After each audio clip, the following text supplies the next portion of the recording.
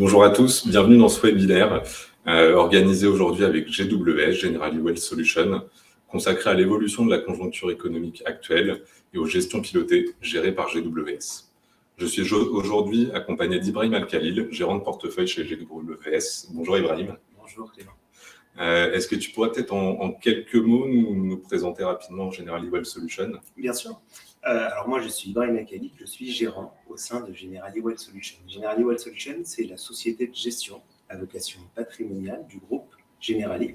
On propose des services de gestion, de la gestion pilotée, comme celle qu'on peut faire pour Alta Profit, de la gestion dite dédiée ou personnalisée, qui se fait en titre vif, de la gestion de fonds dédiés, mais également un accompagnement patrimonial. On a une équipe d'ingénieurs patrimoniaux en interne pour accompagner nos partenaires. Super, merci beaucoup Ibrahim. Au cours de cette conférence, on va analyser ensemble les tendances récentes sur les marchés financiers et on va examiner surtout à ce niveau-là en fait, les principaux moteurs de ces évolutions. Et ensuite, on va regarder ensemble la stratégie d'investissement de Generali Wealth Solutions et les portefeuilles et l'évolution de vos portefeuilles depuis le début de l'année. Et enfin, pour finir, on répondra à vos questions. Donc, vous pouvez les poser à tout moment dans le chat et on y répondra à la fin de la présentation. Voilà, je te propose qu'on commence peut-être par les chiffres des principaux indices. Bien sûr, avec plaisir. Ça permet toujours de remettre un petit peu de chiffres dans des événements économiques et macroéconomiques assez importants. On ne va pas refaire toute l'histoire, mais si on regarde les chiffres qu'on a en face des yeux, donc les deux premières lignes sont des indices français et européens, CAC 40, Eurostock 50. On a ensuite le Nasdaq et le S&P qui sont des indices américains. On a ensuite le MSCI World qui représente l'évolution des actions à l'échelle internationale. Et pour finir, deux indices obligataires. L'un global, il faut comprendre international, et l'autre zone euro, Euro Aggregate, le Bloomberg Euro Aggregate. Et donc, on a une colonne de performance sur l'année 2022, une colonne de performance sur l'année 2023. On parlera en quelques mots de l'évolution sur le dernier mois. Ce qu'il faut retenir, pourquoi est-ce que je remets ici l'année 2022, et je ne parle pas que de l'année 2023, parce que l'année 2023 est une continuité, une suite très logique de ce qui s'est produit en 2022. L'année 2022 a été assez exceptionnelle sur plusieurs plans. On ne va pas redétailler l'histoire, mais on a une guerre sur notre continent, une explosion du prix des matières premières, beaucoup d'inflation, des banquiers centraux qui réagissent en augmentant très massivement leur taux d'intérêt, ce qui ralentit l'activité économique et évidemment ça a un impact sur l'ensemble des classes d'actifs. Pourquoi c'est exceptionnel 2022 ? Parce que l'ensemble des marchés actions sont en recul, mais également les marchés obligataires et parfois de manière plus marquée que les marchés actions. Autre spécificité de l'année 2022 qui s'est poursuivie une bonne partie de l'année 2023, c'est qu'on a une surperformance des indices européens et français par rapport aux indices américains, alors que traditionnellement, c'est plutôt les indices américains qui sont le marché directeur. Et donc, on retrouve assez rarement dans la durée cette surperformance. On arrive en 2023, on a cette tendance qui se poursuit, évidemment des marchés qui rebondissent assez massivement, mais un début d'année exceptionnel, un mois de janvier absolument exceptionnel. Depuis, il ne se passe plus grand-chose sur les marchés en tout cas européens. Et puis cette tendance qui s'inverse, donc ces marchés américains qui se remettent à surperformer les marchés européens depuis quelques mois et de manière assez marquée. Ça ne permet pas encore de compenser la perte qui a été présente, qui a été creusée en 2022, mais on voit clairement cette tendance qui commence à se marquer, donc la fin de cette surperformance assez massive des indices européens. Quand on regarde un petit peu là, les indices, on voit quand même un Nasdaq Composite qui était en surperformance depuis le début de l'année. Alors certes, ça a été aussi l'indice, quand on regarde dans la liste en tout cas, l'indice le moins performant et de loin sur l'année 2022, mais comment on peut quand même expliquer ce fort rebond sur les 6 premiers mois de l'année, on va dire, pour cet indice-là et pour du coup, ce qu'il compose, donc les valeurs technologiques? Très bon point. Ça, tu l'as très bien dit, c'est d'abord une conséquence du recul 2022. Encore une fois, pourquoi est-ce que le Nasdaq recule davantage en 2022 ? Parce qu'on a une très forte augmentation des taux. Les valeurs technologiques sont des valeurs de croissance. Elles ont besoin de réinvestir une partie de leurs bénéfices et de s'endetter pour financer la croissance future. Et donc forcément, quand on est une valeur de croissance, on est très dépendant des taux d'intérêt parce qu'on a besoin de financer cette croissance future. Donc l'augmentation des taux d'intérêt a impacté assez massivement ces valeurs-là. Est-ce que ça remet en question l'intérêt qu'on peut avoir pour les valeurs technologiques américaines et pour les GAFA, pour ne parler que des plus connus, pour les Apple, pour les Microsoft, etc. Absolument pas. Je pense que c'est une des logiques qui a poussé les investisseurs à revenir de manière assez massive sur ces entreprises-là. Et je pense que le mouvement n'est pas complètement fini. C'est-à-dire qu'encore une fois, quand on regarde et quand on se positionne comme un investisseur qui aurait investi le 1er janvier 2022, on n'a pas encore récupéré nos pertes sur le Nasdaq. Il reste très certainement un petit peu de chemin à faire, mais je pense qu'on le détaillera. Et tu le disais aussi, on a des indices obligataires qui corrigent presque plus fortement que certains indices actions, mais on voit que depuis le début de l'année, malgré tout, ils peinent à récupérer cette baisse assez importante. Comment est-ce qu'on peut l'expliquer ? Alors, il ne faut pas se faire de fausses illusions. Les indices obligataires ne peuvent que très difficilement récupérer la perte qui a été creusée. Contrairement à une action, il ne s'agit pas de se positionner sur sommes-nous favorables ou pas sur ce titre-là. La question, la baisse, elle s'explique par la hausse assez forte des taux d'intérêt. La véritable question, c'est est-ce qu'on voit les taux s'effondrer sur l'année 2023 ? La réponse, selon nous, elle est non. Et donc forcément, même si les obligations émises aujourd'hui rapportent plus que celles qui étaient émises en 2022, c'est un taux de rendement pour du souverain qui va être autour de 3 en zone euro. Et donc 3 par an, il faut un certain nombre d'années pour récupérer les pertes cumulées. Pour avoir plus de performance, il faudrait que les taux s'effondrent. Alors les taux pourraient reculer si on a un ralentissement, mais pas revenir à leur niveau début 2022 selon nous. Okay. Très bien. On peut tout de suite enchaîner sur le contexte économique dans lequel on se trouve. Ça fait quelques mois qu'on entend parler de manière assez récurrente de récession, de ralentissement assez marqué. Je voulais reposer un petit peu le contexte. Le premier élément, c'est qu'on a une activité qui se maintient, qui se redresse même plutôt bien depuis 5 à 6 mois. Cette activité qui se maintient, elle n'est pas exclusivement, mais en partie due à la consommation des ménages américains qui se sont bien tenus sur l'année 2022 et depuis le début de l'année.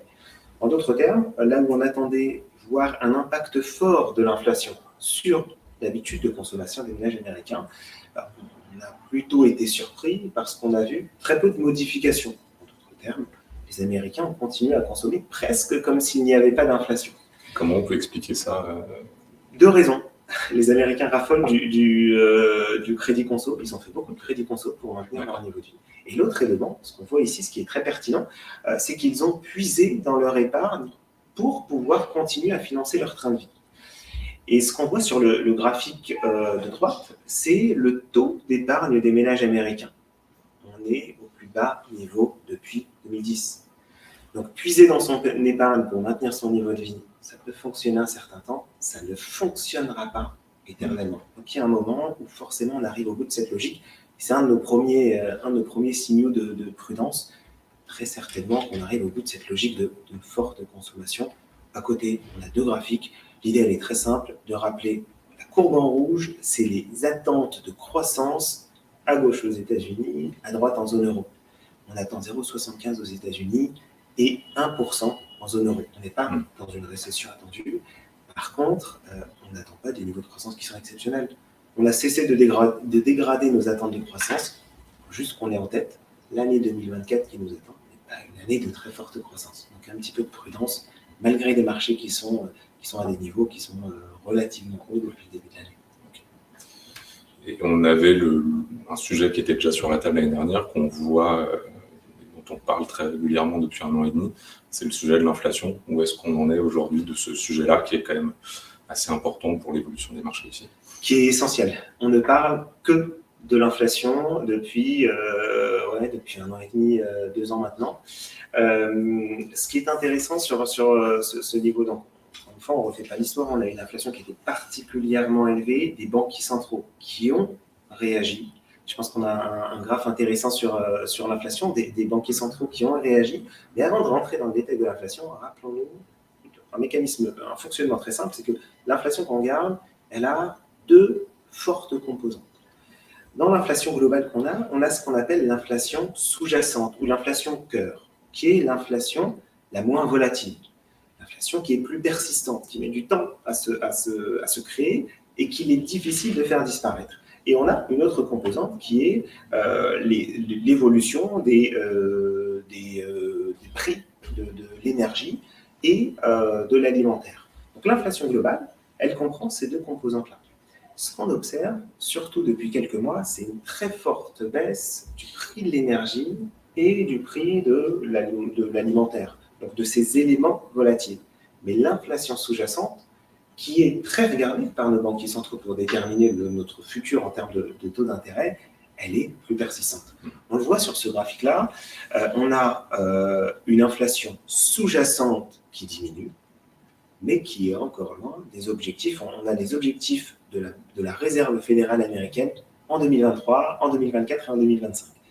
On voit qu'on est relativement loin des objectifs qu'on s'est fixés. Ça ne veut pas dire qu'on ne les atteindra pas, ça veut simplement dire que le sujet de l'inflation n'est pas tourné. Ce n'est pas une page qu'on a tournée, elle est toujours d'actualité. D'ailleurs, elle fait beaucoup réagir nos banquiers centraux. Jérôme Powell, président de la Réserve fédérale américaine, a encore une fois, lors de la dernière réunion de la Fed, rappelé qu'il était data dépendant, qu'il ne faisait pas forcément une pause durable, mais qu'il pouvait être amené à continuer son augmentation de taux parce qu'il constate que l'inflation sous-jacente ne baisse pas au rythme auquel on souhaiterait qu'elle diminue.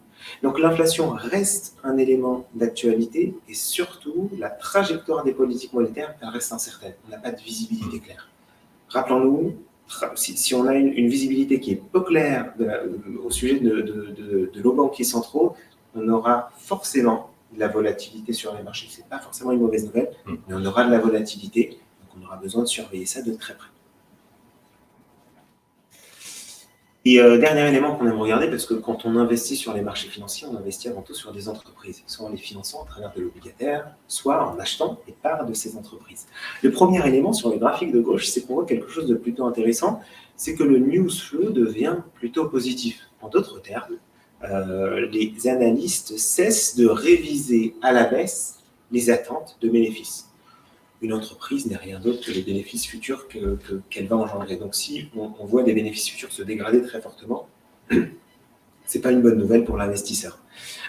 Et donc on voit qu'après une révision qui a été plutôt moyennement importante, les analystes ont tendance à se stabiliser.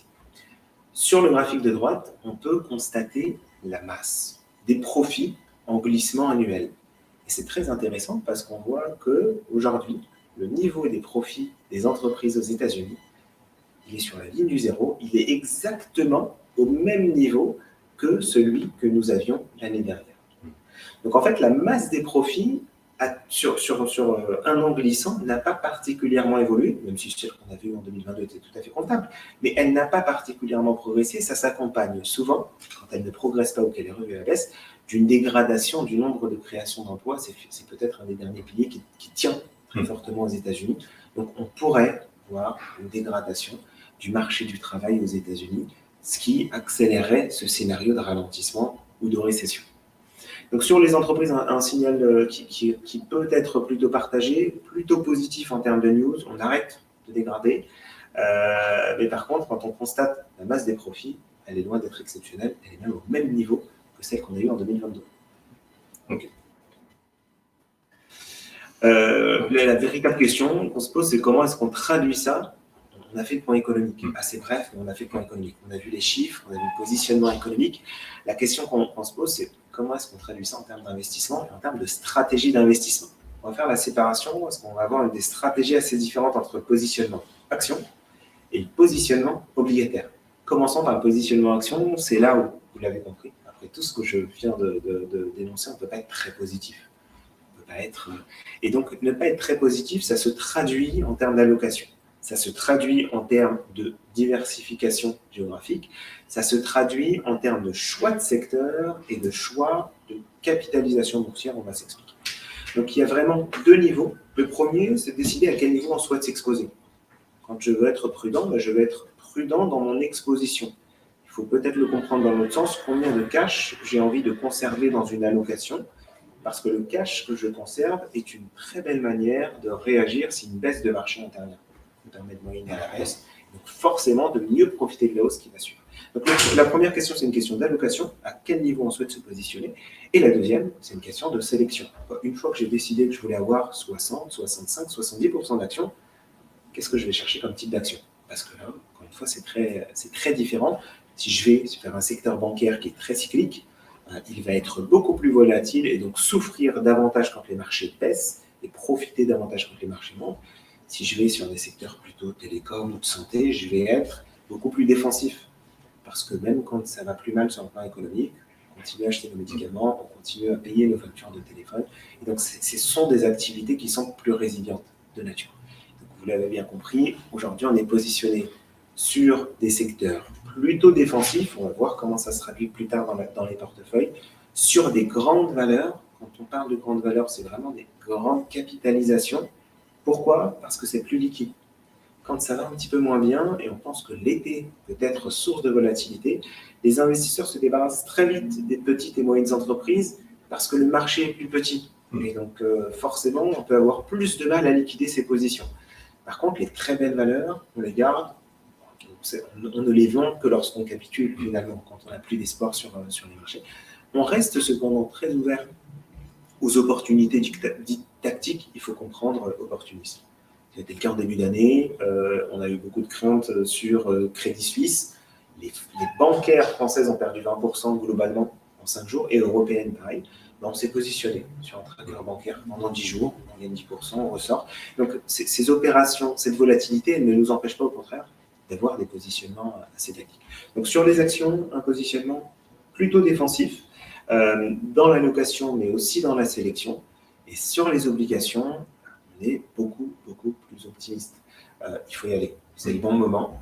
On a renforcé fortement les positions et on continue à le faire. Encore une fois, la violence et la très forte baisse, elle a eu lieu en 2022. On ne pense pas que les taux, de la même manière qu'ils sont passés de 0 à 3, ils ne vont pas passer de 3 à 6 selon nous. Et donc, on a un portage qui est intéressant. On a une double stratégie sur la partie obligataire. Sur la partie courte de la courbe, il faut comprendre horizon relativement court, 2 à 3 ans. On va aller chercher du portage. Très simplement, ça veut dire acheter des obligations et les détenir jusqu'à leur terme, toucher des coupons pendant 2 ou 3 ans. Pourquoi est-ce qu'on cherche du 2 ou 3 ans? Parce que quand on a des maturités courtes, on est assez peu sensible à l'évolution des taux d'intérêt. Donc on peut, entre guillemets, fermer les yeux et se dire, même s'il y a quelques secousses, je vais toucher mon coupon et être remboursé. Pour ça, on va chercher des émetteurs de qualité. Parce qu'évidemment, le risque, c'est qu'entre aujourd'hui et dans 3 ans, certains émetteurs passent des fonds. Donc, on va sélectionner des obligations qui sont, qui sont composées d'émetteurs particulièrement solides et de qualité. L'autre stratégie obligataire, elle est sur la partie longue. Une fois qu'on s'est intéressé à ce portage sur la partie courte, on se demande comment est-ce qu'on pourra jouer la partie longue.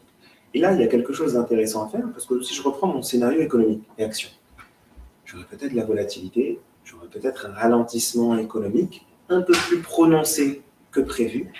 Qui dit ralentissement économique, de manière assez systématique, on a ce qu'on appelle un flight to quality. Ça veut tout simplement dire que les investisseurs vont se précipiter sur les actifs dits de qualité, parce que quand tout va mal, on est rassuré quand on a des choses qui sont solides. Et donc, parmi ces actifs de qualité, c'est évidemment de la dette souveraine, américaine, européenne, de pays qui sont particulièrement solides, l'Allemagne, la France. Et donc, si des investisseurs se jettent sur ces obligations de long terme pour, en quelque sorte, verrouiller une performance sur les 10 prochaines années, ils vont aller acheter, quand même, je schématise, mais de la dette française à 10 ans, pour verrouiller du 3% sur 10 ans. Donc, si massivement les investisseurs font ça, on se rappelle que c'est inversement proportionnel. S'il y a beaucoup d'achats d'obligations de l'État français à 10 ans, les taux baissent. Si les taux baissent, je gagne de l'argent sur ma position longue. Donc, vraiment, on a deux stratégies. Et puis, j'ai envie de dire, si le scénario ne se passe pas exactement comme prévu, j'ai malgré tout 3% sur le portage sur la partie longue. Je ne suis pas très inquiet.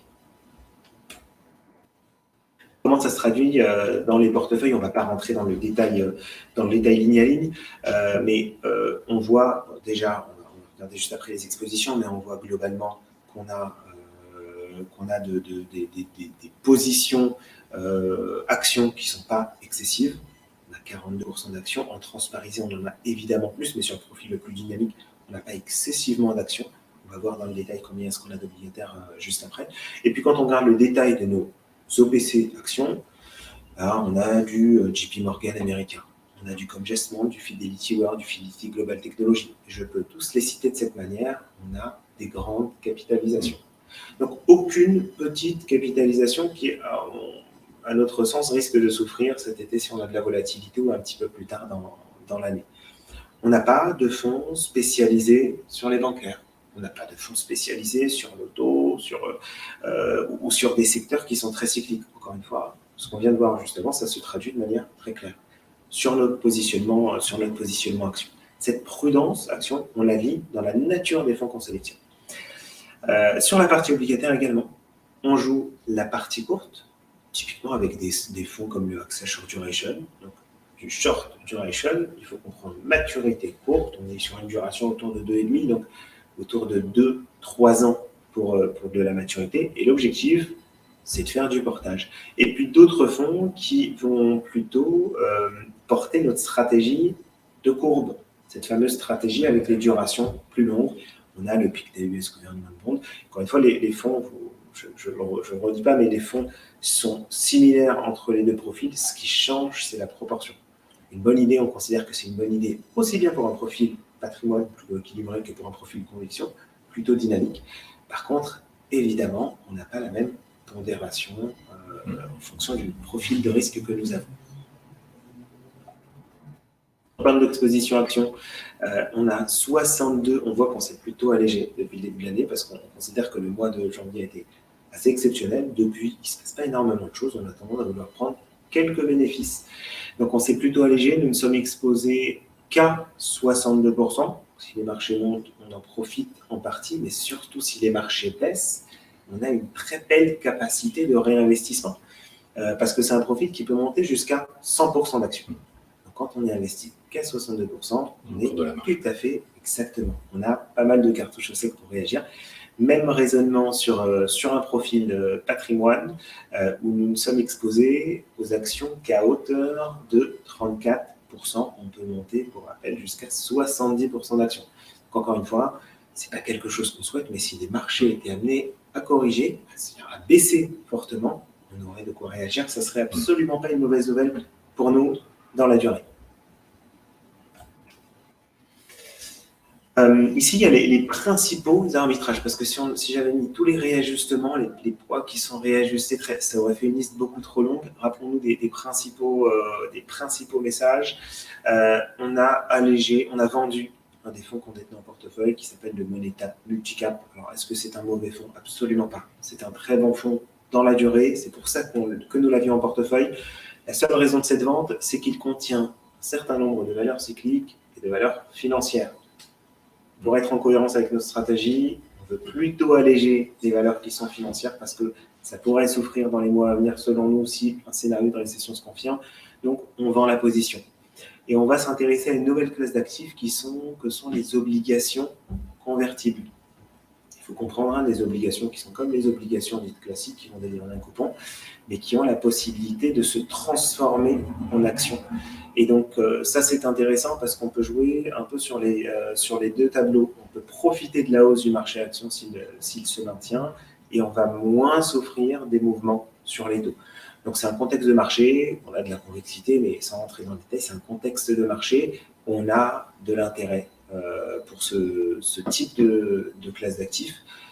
On a plutôt allégé, on n'a pas sorti les positions, mais on a allégé certains OPC diversifiés et renforcé certains OPC actions européens. C'était pour compenser aussi en partie la baisse due à la vente du Moneta Multicap. L'idée, c'était pas d'être complètement désinvesti. En termes de répartition géographique, nous, on a un positionnement, je crois quand on a eu notre dernier échange, c'était déjà un call très fort chez nous et il s'est renforcé, il est même très payant depuis quelques mois. C'était la prépondération des actions américaines dans les portefeuilles. On le voit toujours, on est très bien équilibré entre Europe, US, un petit peu d'Asie développée et un petit peu d'émergents, mais surtout un bon équilibre entre Europe, US. Même si dans les faits, si on faisait une répartition, parce que ma partie Europe, elle ne représente pas que des entreprises qui font leur business en Europe. Ouais, c'est pour l'essentiel à l'international aussi. Exactement. C'est vraiment beaucoup de valeur internationale, et on le voit dans les fonds, on a beaucoup de valeur internationale. Nos leaders français du luxe, ils ne font pas leur business en France ou ils ne font pas leur business en Europe. Une bonne partie est faite en Asie, un quart est fait aux États-Unis. Donc il faut essentiellement retenir qu'on est très international dans notre positionnement, et puis une importance une position importante sur la partie US, parce qu'on pense que quand ça va mal, et l'histoire nous l'a montré, les États-Unis s'en sortent plus. Ils ont tendance à rebondir aussi plus rapidement, peut-être derrière aussi. Tout à fait. Même quand la crise vient de chez eux, ils souffrent moins que nous, ils mettent 2 fois moins de temps à se relever, c'est vrai. On fait un zoom effectivement sur le GWS allocation tactique.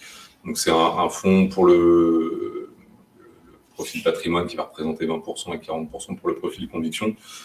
Avant de rentrer dans le détail, le principal intérêt de ce fonds-là, ça va être justement de pouvoir avoir une gestion quand même assez active sur une partie du portefeuille.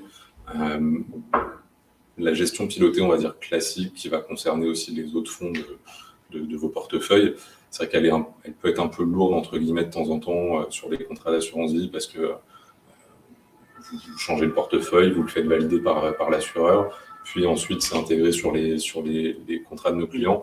Donc ça peut prendre quelques jours, et c'est-à-dire qu'une décision sur laquelle il faudrait être rapide parce qu'on a des marchés qui sont volatiles, là typiquement on peut perdre quelques jours sur une gestion pilotée classique, et là le fonds d'allocation tactique permettra d'être beaucoup plus réactif.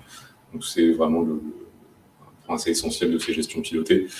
Je te laisse peut-être détailler un petit peu l'allocation. Absolument. Le point que tu viens d'évoquer, c'est le point fondamental et c'est ce qui différencie la gestion pilotée à profit des autres gestions pilotées qui sont traditionnellement faites. On ne peut pas avoir la même réactivité sur une gestion pilotée que celle qu'on a sur notre PEVA ou sur notre compte titre. Parce qu'un fonds, ça cote une fois par jour, et donc le temps de transmettre l'ordre à l'assureur et de l'appliquer pour les clients, ça prend forcément quelques jours. Ce n'est pas dramatique sur le long terme. On a certaines situations où il est intéressant d'avoir la réactivité. Volatilité, ça ne veut pas forcément, c'est souvent traduit comme indice de la peur, mais ça veut aussi dire opportunité. Ce n'est pas forcément une mauvaise nouvelle quand on a des outils pour réagir rapidement. Et donc ça, c'est notre plus bel outil pour réagir. Et encore une fois, ce qui s'est passé en début d'année avec la crainte sur les bancaires, la crainte autour de Crédit Suisse qui a fait baisser très fortement l'ensemble des banques européennes, c'était quasiment injouable en allant sélectionner un fonds bancaire, parce que le temps de le mettre dans le portefeuille, il nous faut quelques jours. 7 jours ouvrés après les points les plus bas, on avait déjà regagné 10% sur les banques.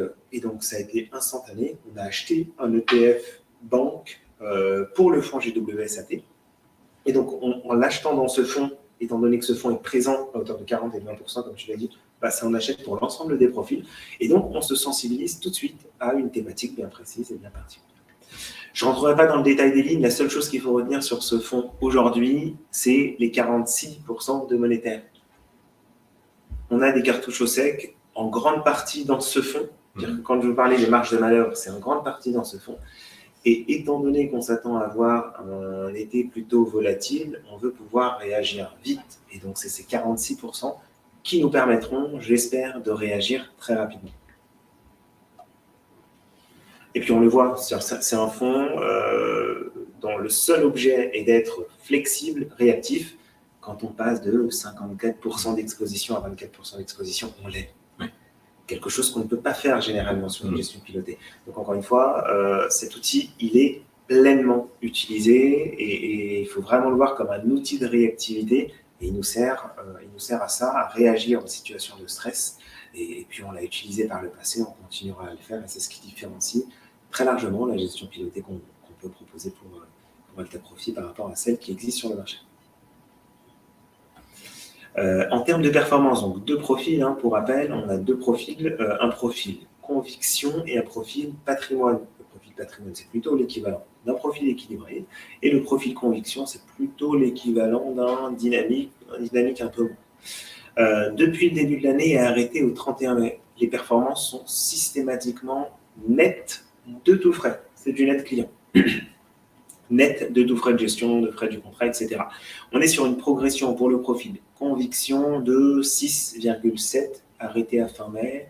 On a continué à progresser sur le mois de juin parce que arrêté à mi-juin, on est précisément à 9,5. Donc on a continué cette belle progression entamée depuis le début de l'année. Même histoire sur le patrimoine. Évidemment, la pondération d'obligataires étant plus importante, on l'a vu en début, les obligations vont mettre plus de temps à rattraper une partie des pertes, mais on présente une performance de 4,38% arrêté à fin mai et on est à 5,6% arrêté il y a quelques jours, donc à mi-juin.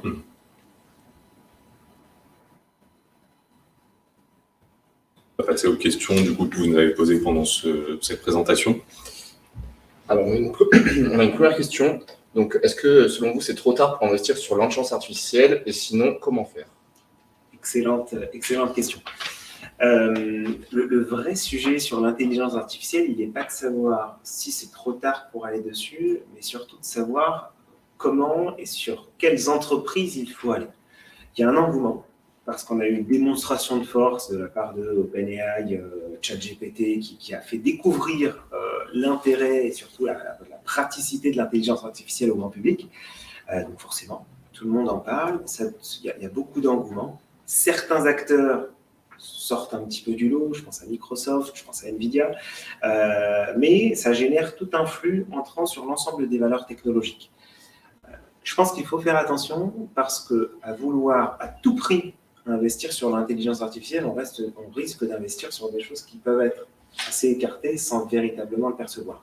Donc pour répondre simplement à la question, est-ce que c'est trop tard pour aller sur de l'intelligence artificielle? Absolument pas.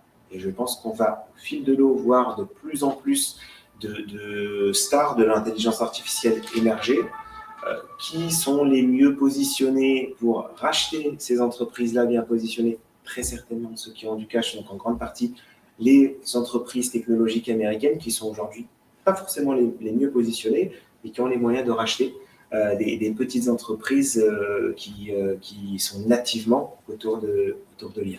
Donc, est-ce que c'est trop tard? Non. Est-ce qu'il faut se précipiter? Je ne pense pas. On aura du temps pour voir émerger ces acteurs petit à petit. Et les valeurs technologiques américaines, les grandes valeurs technologiques américaines, sont certainement les mieux placées pour profiter de cette tendance à long terme.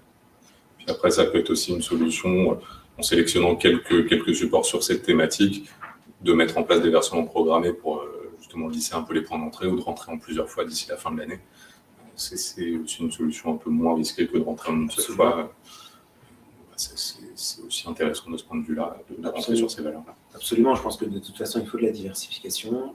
Donc, il ne faut pas rentrer sur un titre en particulier. On risque d'être particulièrement déçu si le marché ne nous suit pas. On a vu qu'on avait quelques OPC très orientés, et qu'on a le Fidelity Global Technology, par exemple. C'est un très bon fonds sur les valeurs technologiques. Dans le fonds cœur, dans le fonds GWS Allocation Technique, on a des ETF sur le Nasdaq. C'est aussi une très bonne manière de se sensibiliser. Et puis, effectivement, les versements programmés, c'est le meilleur moyen d'entrer sur le marché en évitant d'entrer au plus haut ou de trop se précipiter. Alors, toujours dans le même thème, est-ce que selon vous, il y a des secteurs ou industries qui présentent des opportunités d'investissement intéressantes dans les mois à venir? Aujourd'hui, quand on regarde les thèmes de portefeuille, on voit qu'on est plutôt valeur de croissance, on voit qu'on est pas mal sur les valeurs technologiques. Donc on a profité de ce rebond et de cet engouement autour de l'IA et très peu présent sur l'industrie, sur les financières.